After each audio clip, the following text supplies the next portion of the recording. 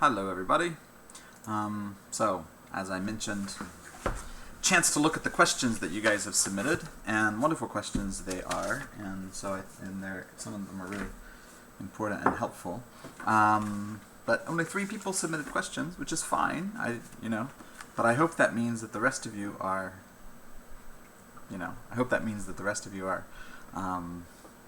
Okay. If you're not okay, then please let me know. Let's see if we can get this into a format that you can actually read and you can still see me on the screen. How does this work? Yeah, that's a little bit better. Maybe? You don't actually need to see me though, do you? Okay, so we had a couple questions about Avia Kushner's poem, How to Soothe. How to Soothe seems to be kind of religious, and I don't know the meaning of the first and second stanzas. Who is she, her in those sentences? Jerusalem? Yes. Certainly it's a religious poem, in the sense that it is a response from and to a religious text held to be sacred by Jewish, Christian, and Muslim peoples. And that text is the Book of Isaiah, right? The author is herself a Jew, and she spent much of her career exploring and expanding contemporary Judaic thought and art. Her first book was called The Grammar of God, which was an explanation of how Hebrew scriptures form and constitute part of the life of contemporary Jewish families, and how concepts and ideas and even words and phrases from the Hebrew imagination still have an inflection on Jewish thought and identity in the contemporary era. So that's very much part of her world and part of her part of what she does as both a scholar and as an artist. Yes, you're correct. The she is Jerusalem, just as you expected. And about the first 2 stanzas, just to quickly refer to the poem: speak to Jerusalem tenderly, speak to her heart. Tell her quietly that it's over, that she'd suffered doubly for all her sins. Tell me, Isaiah, is your repetition confusion? Those are actually a reflection of, or maybe a poetic representation, I think, of, maybe that's a good way to say it, a poetic representation of the famous passage in the book of Isaiah, which is Isaiah chapter 40, verse 1 and 2, which I think we read in class. Comfort, comfort my people, says your God. That's the first words of the chapter. Nachmu, nachmu. Comfort, comfort my people, says your God. So there's that repetition at the beginning. Speak tenderly to Jerusalem and cry to her that her warfare is ended, that her iniquity is pardoned, that she has received from the Lord's hands double for all her sins. So much of the book of Isaiah is God's pronouncement through the voice of Isaiah on Jerusalem, on Israel as a whole, and upon her future, the future of Israel and Jerusalem. This kind of a weird love relationship, and it follows a very predictable pattern that happens repeatedly throughout the Old Testament, and then is reflected upon several times in the book of Isaiah. So the pattern roughly follows these stages. First of all, God makes a promise of care and provision for Israel, promising to be in a permanent relationship with the people. Israel is grateful, but the people quickly rebel, rejecting God's law. Sorry for the mistype there. Fall is not the right word. Rebel, rejecting God's law. 3, God reluctantly proclaims punishment on them if they persist in rebellion. And then after hearing that proclamation, sometimes the people repent and return to the God of Israel. Sometimes they don't. But despite it all, God continually turns to Israel in compassion and care. So we see that repetition of love and care for the people of Israel from God. The people that are caught in the middle are the prophets. Those figures who are charged by God or given by God in the Old Testament the duty of proclaiming God's truth to the people of Israel. The prophets stand in a very strange relationship because they love Israel, they love their own people, but they also love God and His law, and they suffer a lot because they see that the people that they love also are rejecting the God they love. And So there's this kind of continuation of pain and punishment that they believe is not necessary for the people that they love. And this cycle continues repeatedly. So Isaiah, as a character, sort of stands on the edge, and is we identify a lot of prophets' life with suffering, right? My namesake Jeremiah is another prophet that's also identified with suffering. We call him the weeping prophet because he spent so much of his life crying out in pain. Why do these people behave this way? So this repetition of rejection and punishment and comfort is simply a feature of the life of an Old Testament prophet.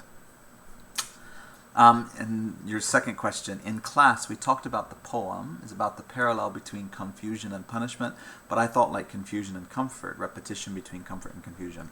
Absolutely, I think that's certainly a part of this poem too. I hope that the class made space for that idea as well. Because if you see especially lines 4 to 5, tell me, Isaiah, is your repetition confusion or just obsession with punishment? Israel, so I think it's important here. Isaiah loves Israel too, but as a human being, he would find it really difficult to understand why God continually pursues Israel with this love and patience, even though Israel has repeatedly rebels and rejects God's care. So I think that confusion, as a human being, confusion would be a very natural result. Why would God promise comfort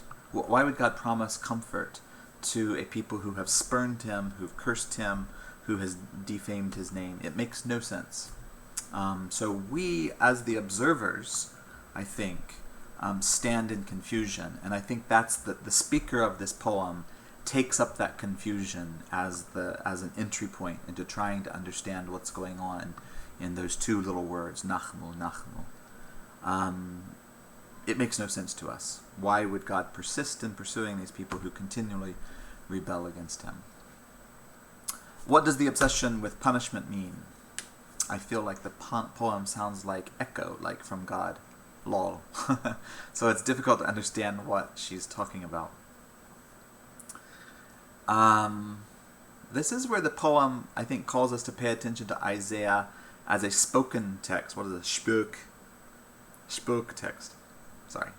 We're not speaking Dutch here. As a spoken text rather than as a merely written text. So consider this. How would Isaiah deliver these lines if he were speaking them? In a soothing voice, you can imagine, comfort, comfort. And that's what's kind of suggested by the title, right? How to soothe. Shocked voice, comfort. Comfort? This is a God that is, this is a speaker of a poem, and us, as the readers of the poem, being really confused. Why the hell would God comfort these people? They've been nothing but rebellious, right? And then there's also like the option of sarcasm. Ha! Comfort. Comfort! Ha! So this would sort of suggest that maybe Isaiah is more eager to see punishment. But we don't know, and that's the point. We don't know how these words were spoken from the mouth of Isaiah. And I think that's what the poem is trying to push us to consider. There's many different ways that you can hear those words of repetition. Is it obsessive? Is it sarcasm? Is it shock? Is it genuine soothing? I think that the poem settles on the persistence, right? I mean, again, that's part of Isaiah, and that's part of the Old Testament. God's persistence ends up being a thing of healing and a thing of comfort to his people. That's the whole point of the scriptures, of the Hebrew and the Christian scriptures, I would say, is that the persistence of repeatedly extending comfort, repeatedly taking upon himself pain and suffering on behalf of people, through that repetition, God brings comfort to his people. So, and the poem kind of ends there, like the space between poetry and prophecy, ancient, circular, persistent. So that ancient cycle, that circular cycle, that persistent cycle of extending comfort even to people who are in rebellion against you, is seen a positive. It's seen as redemptive. It's seen as a source of hope in the Hebrew scriptures as well as the Christian scriptures. Moving on. Good questions. Could a rough beast with pitiless gaze be civilization itself as it moves further away from the center? Answer: yes. It certainly could. This is obviously dealing with William Butler Yeats' poem, The Second Coming. In fact, I think that this is probably the most responsible interpretation of the poem. I mean, I shouldn't ever say that, right? This is the correct. But, you know, if you're going to say, what is the central occupation, what's the central question of this poem? Yes, it is. Civilization itself is moving further away from the center. Civilization is being stretched and falling apart. And we don't know what horrible future awaits. That feeling of dread, I think, is that's the central content of the poem. Moving along. This was the most, the most challenging question. I wonder if the standard for dividing Romanticism or modernism is because of the exact time when the poem was written, or because of the content of the poem. If the contents of one's poems are similar to those of the Romantic era, are the poems not modern? In other words, are they romantic? Well, yes. The dividing line is more about content than time, although it's true that cultures and civilization kind of go through repetitions. Well, maybe not repetitions. They go through motions roughly about the same time. So if I tell you that the Baroque era, which focuses in music, so Baroque music focuses on counterpoint and polyphony. Well, it's not to say that currently we don't find classical composers writing with counterpoint and polyphony. Absolutely not. But the general trend of musical composition now has moved away from counterpoint and polyphony. Well, polyphony's permanent, but not counterpoint, right? So it's not to say that things disappear. It's just that as historical periods shift, we see a kind of a trend, right? So there's no such thing as a neat historical time division. Doesn't exist. I give you two examples here. First of all, to say that one is postmodern is not to say that we're not still laden down with the problems of modernity, right? It's just to indicate a trend in how those problems are understood and addressed. Another example, for instance, the post-Christian societies of Europe are now facing a nationalist backlash with the influx of what? Muslim immigrants, right? So there's this reawakening of Christian identity in the context of post-Christian society. So yeah, we can say for sure that European societies by and large are now post-Christian, but it's not to say that Christian identity doesn't still form a huge part of European societies as a whole. And there's a feeling of threat against that identity, and you can find that in many different countries. You can find that from Eastern Europe all the way across to the British Isles.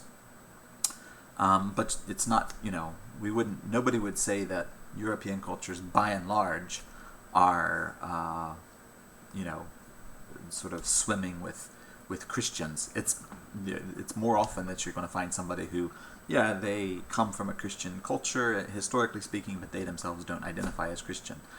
So in that sense, post-Christian, but still not post-Christian in an absolute sense.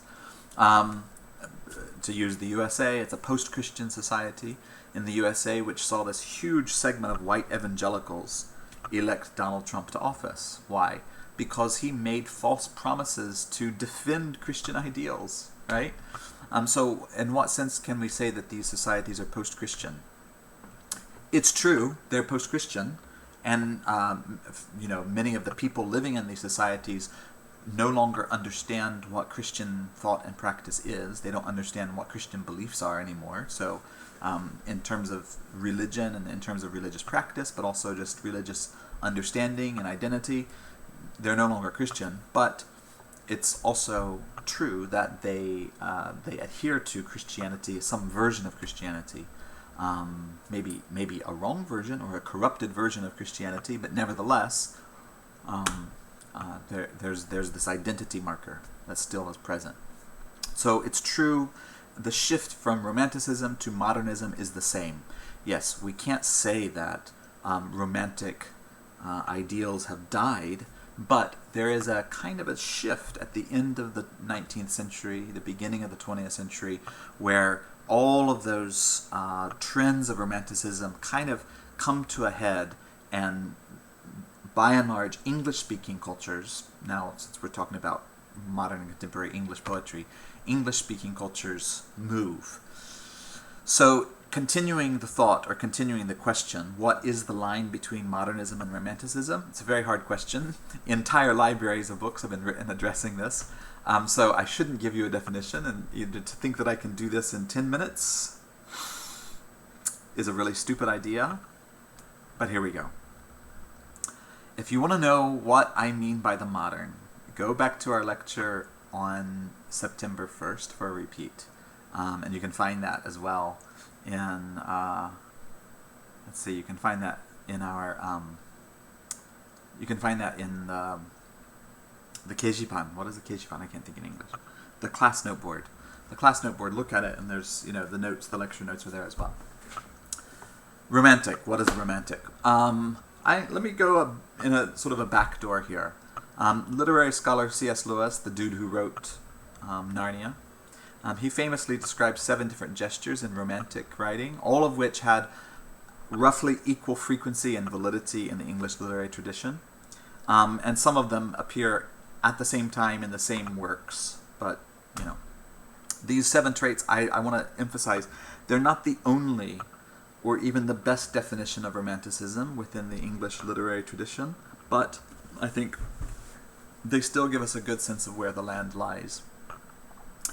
Lewis himself, had some romantic sympathies, although he later in his life he rejected Romanticism. But nevertheless, so what are some of these? What are the 7 that he identified? Dangerous adventure, often in remote places. Stories with mythic characters and figures, such as dragons, dwarfs, magicians, fairies, etc. Characters who adhere to high ethical standards, often self-defined.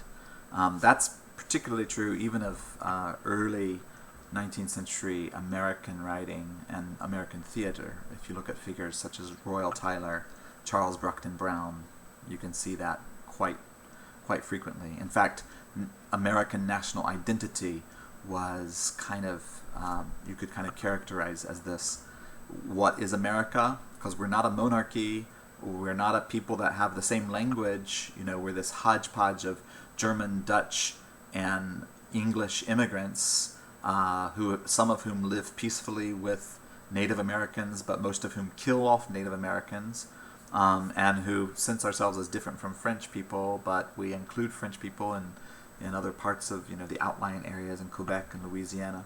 So this idea for an early American national identity was that we are a people who share a commitment to a particular vision of society, which is that the power is retained in the hands of the common people rather than in the hands of aristocrats, oligarchs, or some large entities. Such as it is. Welcome to 21st century America, which is pretty much an oligarchy. But nevertheless, that was the standard, right? So this idea that the individual conscience had some high purpose, it's a very romantic idea, and it was very persuasive for early 19th century American authors and political figures as well. Storylines that belie a fascination with or even a love of death. Edgar Allan Poe, among others. Characters driven by ego and self-interest. Plot lines that focus on or valorize rebellion against existing orders of rationalism, mechanism, and comprehension. And then an emphasis on the pastoral and the bucolic, so a love and a respect for nature. Why do I like these 7? Well, I think these 7 kind of correspond to 7 intellectual and maybe philosophical gestures that we can also identify with Romanticism. So what are those? One, we see this stories that have dangerous adventure, often in remote places. What is that? It's a celebration of the human's capacity for adventure and danger, over and against the restraint and order of Enlightenment classicism. So Romanticism is in a way a reaction against that. Stories with mythic characters and figures, the dragons, the dwarfs, the magicians. What is that? It's an admission that there are things we don't know. And that is a kind of an admission of anti-rationalism, or maybe it is a gesture of anti-rationalism. Whereas in the 18th century or before, it might have been possible to say humans have the ability to logically arrive at truth. The Romantic comes along and says, nope, there's a lot of things that cannot be understood. There's a lot of truth that cannot be known simply through rational means.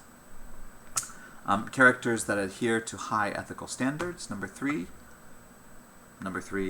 there's that focus on individual pursuit of virtue. Notice that is also a feature of modernism as well. Number four, storylines that belie a fascination with or even a love of death. What is that?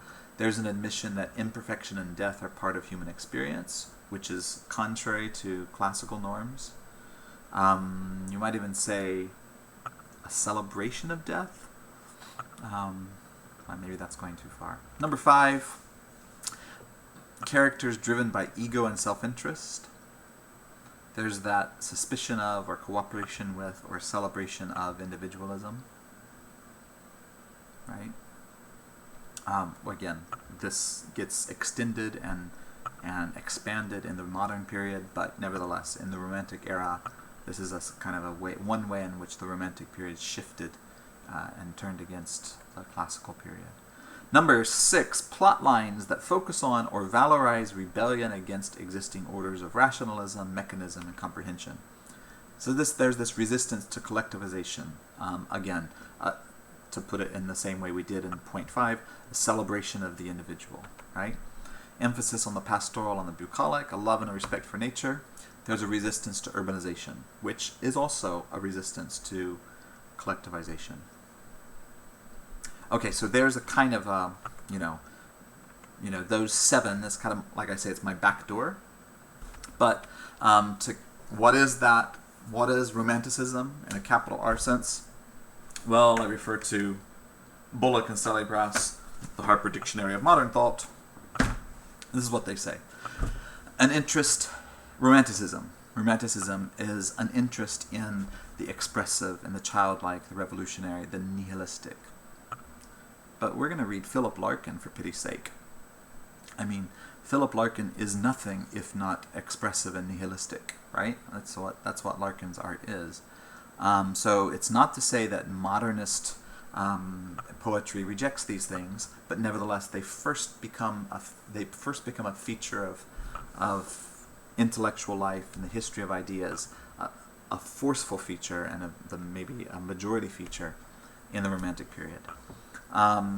They also identify Romanticism with a revolt against formality and containment in art. Again, the first poem we read in this semester was Ars Poetica, which again is a rejection against those formal constraints of art, the formal constraints of meaning, those formal constraints of motion in a poem. So it's not to say that these things die with modernism, but that they first become prominent within Romantic period. An assertion of the primacy of the perceiver in the world she perceives. This is interesting. So we identify in 20th century, we identify reader response theory as a way of reading which says the meaning of a text is derived partly through the eyes of the reader, through the ears and the eyes and the senses of the reader. But that gesture is predicated on earlier Romantic valorization of the personal, of the individual, the perceiver, the role of the perceiver being somehow very important in the world. That's emphasizing organic relations of humans and nature, the interior, a valorization or a celebration of the interior, the transcendent imagination, as a means of accessing truth. Right? Truth was thought to come from external external sort of rationalism, deductive logic, order, classical order. These were the foundations of truth for the classical period and the Enlightenment period. But the Romantics come along and say, nope, you can access truth through imagination and transcendence as well. A lament that humans have lost contact with their primary days of innocence, and a proposal that through hallucination and fantasy we can recover and redeem our perceptions. Yes, so in the Romantic era you see a lot of emphasis on seances, spiritualism, contacting the realm of the dead, people inviting, a seer into their neighborhood or into their room, their living room, and having a seance, trying to make contact with dead spirits. You see literary figures as well as philosophers experimenting with drugs, particularly opium. The opium trade became really, really prominent in the 19th century because of all of these Romantic intellectuals who were trying to figure out if we can access truth through drugs. But of course, that's the 1960s as well. So 1860s, the 1960s, which area are you talking about? Because the elites are pretty much doing the same thing, which is experimenting with drugs as a means of redeeming your perception. Right. So there's the end of my sort of response to your questions. Thank you so much for your questions. I don't want to make this video too long, so I'm going to go. But just to remind you that we are looking forward. I'm looking forward to your creative projects that you're going to propose to me. So propose those. And on Wednesday next week, we'll look at Edna St. Vincent Millay's poem that's Linda Pastan. Sorrow. Count the syllables, because we always do that. And then we'll look at W.H. Auden and also look at I believe it's chapter 8. I have to look at the schedule. Good. All right. Thank you all, and have a wonderful holiday. See you later.